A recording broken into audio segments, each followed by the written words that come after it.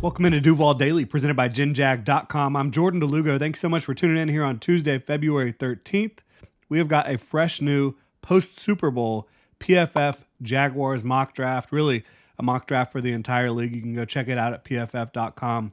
Trevor Sikkema does a fantastic job with the NFL draft over there, so definitely go check it out. But we're going to go through the Jaguars picks. This is a 2-round mock, so not a full 7-rounder or anything like that, but 2 picks. I think both of them are very interesting for the Jacksonville Jaguars, so we're going to dive into them here today, talk about the way the boards fell, what I'd be doing in these situations, if I think that if these picks make sense for the Jaguars. Excuse me.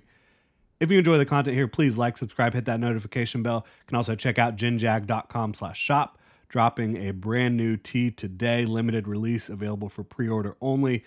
Throwback Duval football shirt. You can go check it out. genjag.com/shop. So let's dive into these picks. Why not? 17 overall. That's where the Jaguars are currently picking in the first round. They have the Jaguars, Trevor Sikkema does, taking interior offensive lineman, center, Jackson Powers Johnson. And let me just tell you, I love Jackson Powers Johnson. If you've been watching this channel for any amount of time, you know I love Jackson Powers Johnson.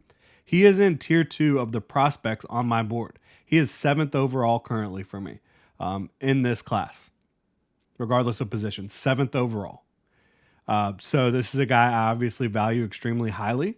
He's 6'3". He's over 330 pounds. He is an absolute tank in the middle of your offensive line, and he can play center. He can also play guard. So I definitely think you have good versatility there. He excelled at center in 2023 for the Oregon Ducks. He was unbelievable, but he played a good bit of guard the year before, and he showed that he can play guard at the Senior Bowl as well. So I think this is a guy with positional versatility on the interior. For me, if I was selecting him and running the Jaguars organization and coaching staff, I would probably just want to plug him in at center because I think that's where he is best. I think that's where he projects to be the most impactful for any team, but especially the Jaguars, who are really struggling at center right now.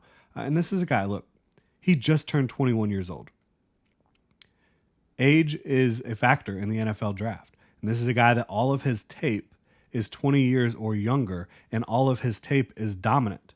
He is really strong. He is explosive out of his stance. He has incredible hands. He doesn't have the best length, right? But his hands are incredible. The way he resets them, the way he gets them high and inside, and just controls the rep. And even when he gets in compromising situations, he has great recovery, great anchor. And then you talk about what he can do for you in the running game, strong at the point of attack, and he works to the second and even third level incredibly well, especially for a guy his size. Again, over 330 pounds. So for me, I do love Jackson Powers Johnson. If the Jaguars land Jackson Powers Johnson at 17 overall, I'm going to be fired up about it. Like, don't get me wrong, I will. But in this scenario that Trevor Sikkema has laid out, Brock Bowers is still on the board. So is Jerzon Newton. Now, when I talk about Jerzon versus Jackson Powers Johnson, even though I have Jerzon Newton like 1 or 2 spots ahead of him, they are in the same tier in this class for me. I think they're both fantastic prospects. I mocked Jerzon Newton to the Jaguars yesterday. But I also would say this. If you're talking about passing on an offensive player for a defensive player in the same tier, is that the best you can do to help Trevor Lawrence out, right? Is that the best you can do to make sure that this offense gets back on track in 2024? So for me, if I was weighing it out between Jerzon Newton and Jackson Powers Johnson for the Jaguars specifically, I would probably lean JPJ because they are in the same tier, and you need to help Trevor Lawrence out. You've got to help him not have so much pressure up in his face right after the snap. And Jackson Powers Johnson is going to stop that nonsense pretty much from day one, in my opinion. Now, you could say, like I did yesterday in this example, you have Jerzon Newton at 17 overall, and then you trade back up to ensure that you land. Yesterday we landed JPJ in the 30s, but ensure you land one of the top 3 center prospects, which is JPJ, Zach Frazier, and Graham Barton. I think all three of those guys project to be longtime starters. I like JPJ the most. I love the physicality he brings and the total package that he has. But that's one way you could look at it. We'll say, well, centers probably aren't going to come flying off the board in the first round because they usually don't, right? So you could say, yeah, maybe we trade back like we did yesterday, land Jerzon Newton, and then move back up to get our guy at center. That's definitely a possibility. There's a lot of different ways that this can shake out for the Jacksonville Jaguars. But for me, bottom line, I would be happy about Jackson Powers-Johnson at 17. I would not select him over Brock Bowers. Couldn't do it. Brock Bowers and Marvin Harrison Jr. are in a tier of their own for me at the top of this class. I think they've both been dominant for a long time. Brock Bowers dominated the SEC at 18 years old. And he dominated the SEC for the last 2 years after that, right?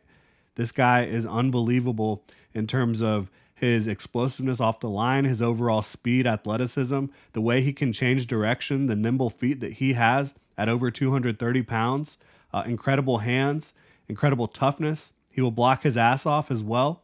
I know that there's some talk that he can't block. That is absolutely not true. There are myriad examples of him doing a great job blocking against 3-4 outside linebackers, against middle linebackers, weak side linebackers, safeties, corners. You get him matched up with a big defensive end. Is that going to go well for him? Probably no. Which tight ends in the NFL right now that are good receiving threats can handle that type of matchup consistently? There aren't many of them. But he does a really good job setting a wide base in his blocking assignments and using his length. He gets high and inside. Like, he has better blocking technique than a lot of the actual linemen in this class. So I'm not here for any of that talk that Brock Bowers can't block. Now, is that the main reason you're drafting him? No, you're drafting him because he can be an offensive engine. He can be a guy that you run your offense through. And pairing him with Evan Ingram, with Doug Peterson calling plays, more or less. Obviously, Press Taylor's the play caller, but Doug Peterson and Press Taylor designed this offense.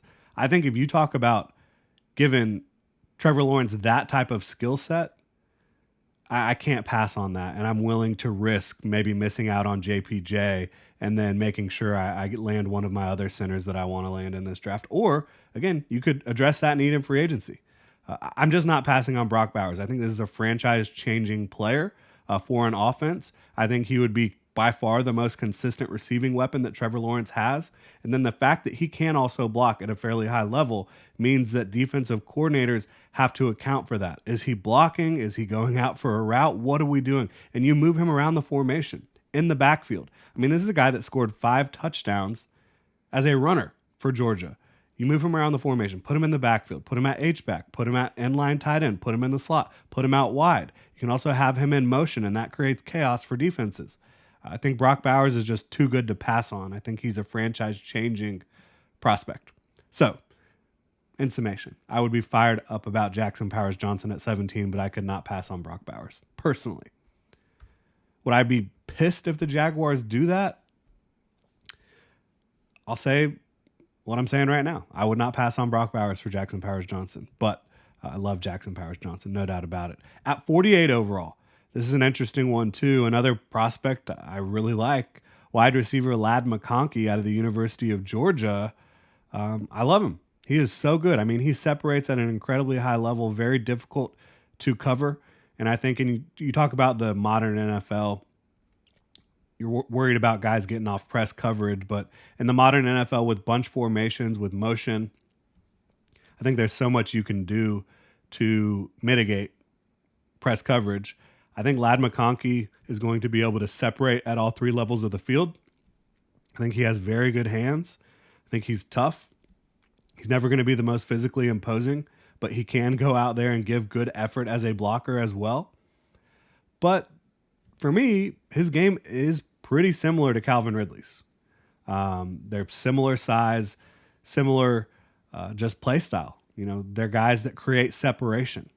And they're not guys that are really going to go up and be tremendous in contested catch situations because they don't have the mass on their frame. They don't really have the height, the length to be those type of players.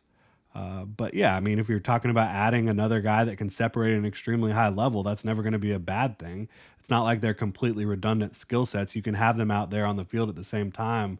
But is it exactly what the Jaguars absolutely need in this offense? I'm not sure. And we don't know if Calvin Ridley's coming back either, right? He's set to be a free agent. We'll see how that plays out. But I would be excited about the Jaguars landing Ladd McConkey. But similar to what happened at 17 overall, the way the board fell here, there are some players that I would prefer over Ladd McConkey. One of them is wide receiver Roman Wilson, who is in a similar mold. I think he brings a little bit more grit and strength to the football field. But, similar size profiles. I think Roman Wilson's faster. I think he's harder to cover. I think he has better hands. And I think he's just a little more physical, brings more of that to the football field. Just played in an offense at Michigan where they weren't passing the ball a ton.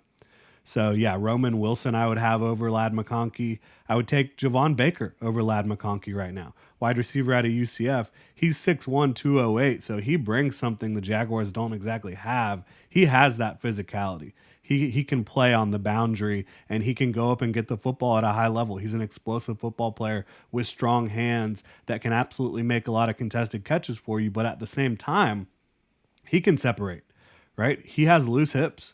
He can sink his weight and plant and change directions at an extremely high level. So this is a guy that I value as a starting outside receiver at the NFL level, and a guy that I think is going to start in the NFL for a long time. Can't wait to see how he tests, because we don't really know the 40 long speed situation with him. Is he in the 4.5s, low 4 or high 4.4s? How's that going to look for Javon Baker? But that's a guy that I think can play football at a really high level in the NFL. Then there's some other positions. I mean, at corner, I have Renardo Green and Kyrie Jackson ahead of Ladd McConkey on my board. Those are two guys that I think if the Jaguars are going to want to play a lot of press man coverage with Ryan Nielsen coming in here as the defensive coordinator, they both make a lot of sense for the Jags. I'd take Adisa Isaac over Ladd McConkey right now as well. If you're talking about bringing in a third edge, and you don't do it in free agency, or even if you do that in free agency, having 4 good edge players is never a bad thing. Adisa Isaac has a tremendous base down skill set on tape, and he showed a lot at the Senior Bowl, and he's shown flashes throughout his young career as a pass rusher. He has the length, he has the get off, the explosiveness, the bend. And he's starting to put together more of a real pass rush arsenal and pass rush plan, to where I think you bring him in here and you pair him with Josh Allen and Trayvon Walker, whoever else you have this year. And that's a good guy that you could definitely develop. And again, he can come in and play on base downs for you immediately. He is such a good run defender, and he's a really smart, active, hardworking player. So those are some guys that I would take over Ladd McConkey. But look, as I've mentioned, I love the 2 players the Jaguars land, right? I think they're both going to be really good NFL players. They're players that I'd be excited if the Jaguars had them here. Again, looking at the way the board fell for Trevor Sikkema here at PFF, these are not the picks I would be making, but I would be very happy about them. I would applaud them overall. They're just not exactly what I would do. I can't pass on Brock Bowers at 17 overall. I can't pass on some of the other prospects we talked about at 48 overall. I mean, Zach Frazier's still on the board. Obviously, you're probably not taking Zach Frazier and Jackson Powers Johnson to play on the interior. I mean, you could draft JPJ at 17 to play guard and Frazier to play center, or vice versa. I think Frazier is more pigeonholed at center than Johnson is, but I think probably either of them could do play guard for you. I think that's possible. I like both of those guys. I like the idea of really saying, hey, if we're taking this interior offensive line stuff seriously, we're protecting Trevor Lawrence up the middle. That's where he's had the most issues. Just guys not getting the job done in pass protection, not getting any push in the run game. I could see that certainly as well. And I have Zach Frazier currently as a top 20 prospect, so he's another guy that I would have valued ahead of a Ladd McConkey. But again, Ladd McConkey, Jackson Powers Johnson, you bring in these guys to help out the offense, I don't think you're going to be disappointed. I just don't know that you have you've gotten the most value out of the picks that were available for you. But really appreciate y'all tuning in. If you enjoy the content, please like, subscribe, hit that notification bell. Again, you can check out ginjag.com/shop. We got a new drop hitting the market today. Really appreciate y'all. Have a good one.